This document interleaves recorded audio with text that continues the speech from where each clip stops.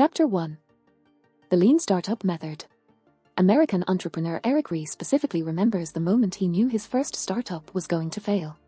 At the time, he thought he had it all: a great product, a brilliant team, amazing technology. But he was missing something essential, a process that would turn a great product into a great company. Since then, Ries has worked with hundreds of entrepreneurs and seen firsthand how often companies with promising starts end in failure. Ries now believes that startup success doesn't only depend on having the right idea at the right time, but on the right method, one made specifically for startups. Established businesses and new businesses that replicate traditional ones have strict management plans with set goals, customers, and products laid out in advance. Their success then only depends on how well these plans are executed. But, for startups, the path to success isn't as straightforward. A startup is an institution designed to create a new product or service under conditions of extreme uncertainty. Under this definition, anything from a new company to an innovative initiative in a larger corporation could be a startup, as long as it operates in uncertain conditions. Entrepreneurs, people who manage startups, as defined by Ries, must constantly adapt their businesses to fit these changing conditions. Thus, they cannot rely on the same methods as established businesses, they require new methods fit just for startups. In search of a management process fit for uncertain conditions, Eric Ries developed the Lean Startup Method, a hypothesis-driven approach to managing startups. This method takes its name from Toyota's lean manufacturing model, used to maximize productivity and minimize waste in manufacturing operations.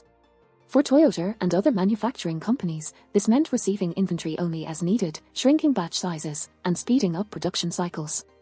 Lean manufacturing improved revenues by 20% and productivity by 5% for Dakota Bodies, a truck manufacturer in South Dakota, USA.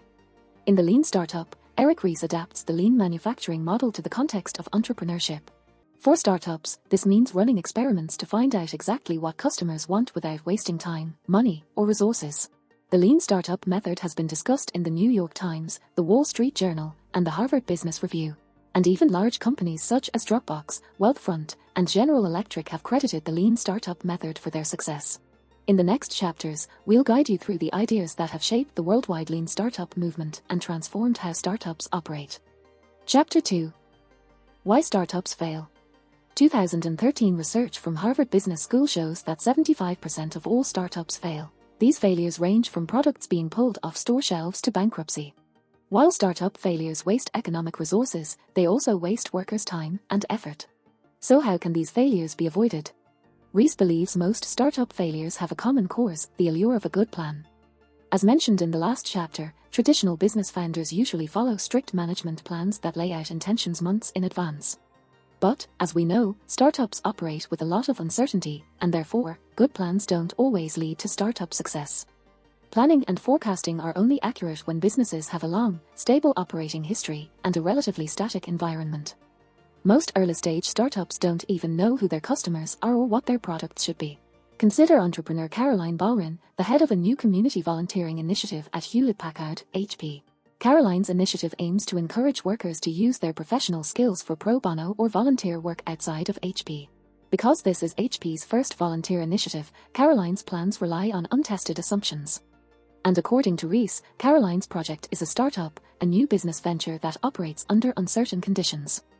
Following traditional management practices, Caroline spends a lot of time and effort creating a business plan for the first 18 months of the initiative. However, after all that work, she still doesn't know if her project will work in the real world. There's also no room for change, she's stuck in an inflexible plan. The Lean Startup Method recommends that Caroline instead treats her project as an experiment. She could test her assumption that people want to volunteer and see how workers feel about the initiative before committing to a plan. Unlike strategic planning, which takes months to complete, these smaller experiments can start immediately, wasting little to no time. As the world becomes more uncertain, it gets harder to predict the future.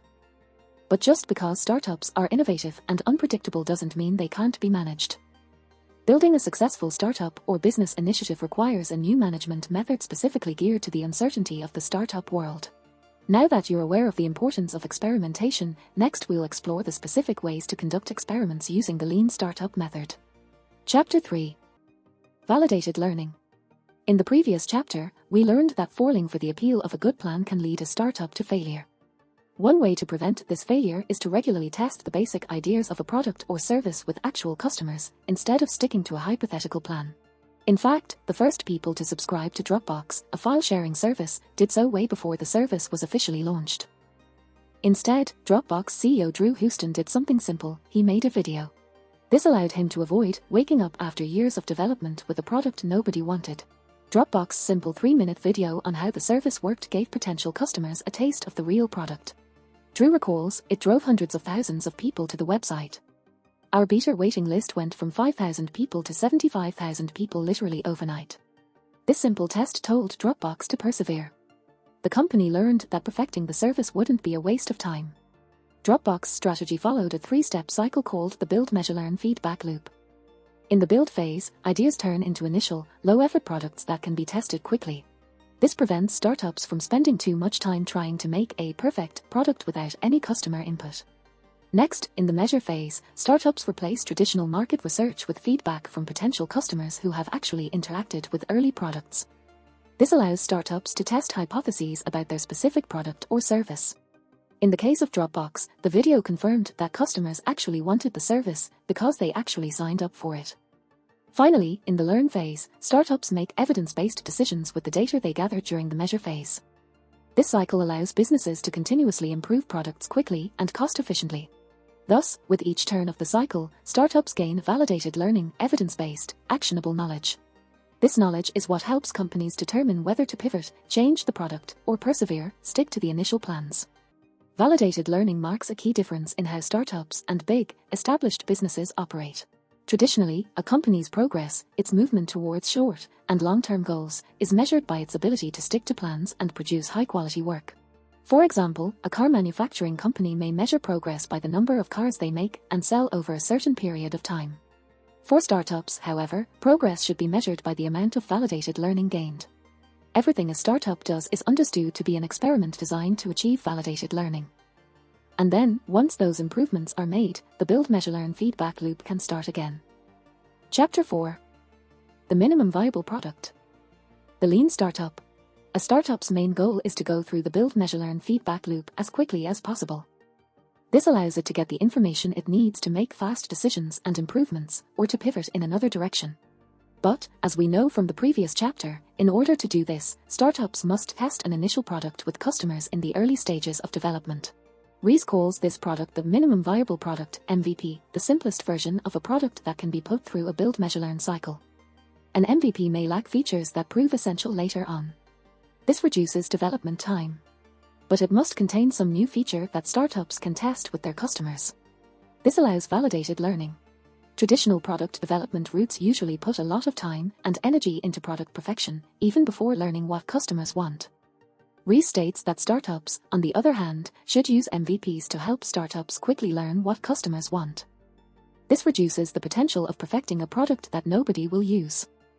And it puts resources into improving products to fit what customers actually want. Before becoming the world's largest online shoe store, Zappos started as a small, simple MVP. Zappos founder Nick Swinmurn started with the hypothesis of customers were ready and willing to buy shoes online. To test this idea, he needed to create an MVP. Swinmurn began by asking local shoe stores if he could take pictures of their inventory. He launched a simple website, posted his pictures online, and waited to see if customers would buy the shoes. If a customer ordered a pair of shoes from his website, he would only then buy the shoes from the store and send them directly to the customer. Zappos didn't need to waste money on inventories or time on market research. An MVP, simple online posts of shoes, was enough to tell Swinmurn what he needed to know.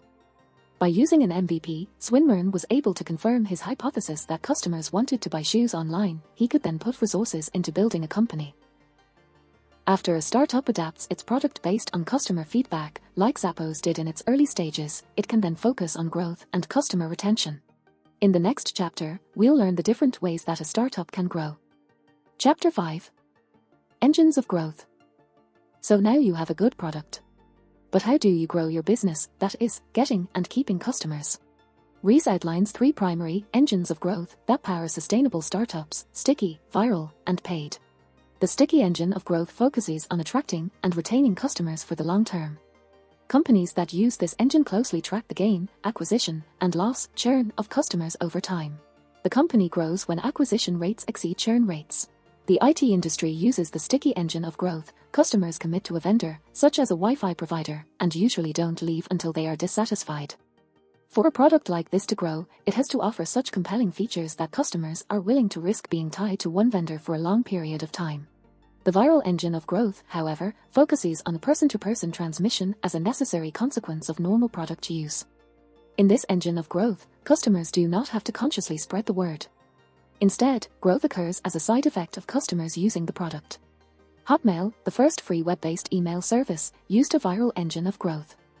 Founded in 1996, Hotmail's growth was slow until its founders added a clickable link reading "PS Get your free email at Hotmail" to every email existing users sent.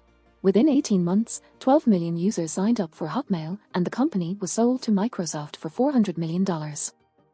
Finally, the paid engine of growth considers the cost to acquire a new customer, and the profit gained from a customer during their time with a company. One example of costs spent to acquire customers can be the money spent on paid advertising. If an ad costs $100 and causes 50 new customers to sign up for the service, then the overall profit gained from those 50 customers should be greater than $100. A startup running on this growth engine needs to make enough profit over a customer's time with the company to cover the cost of acquiring that customer.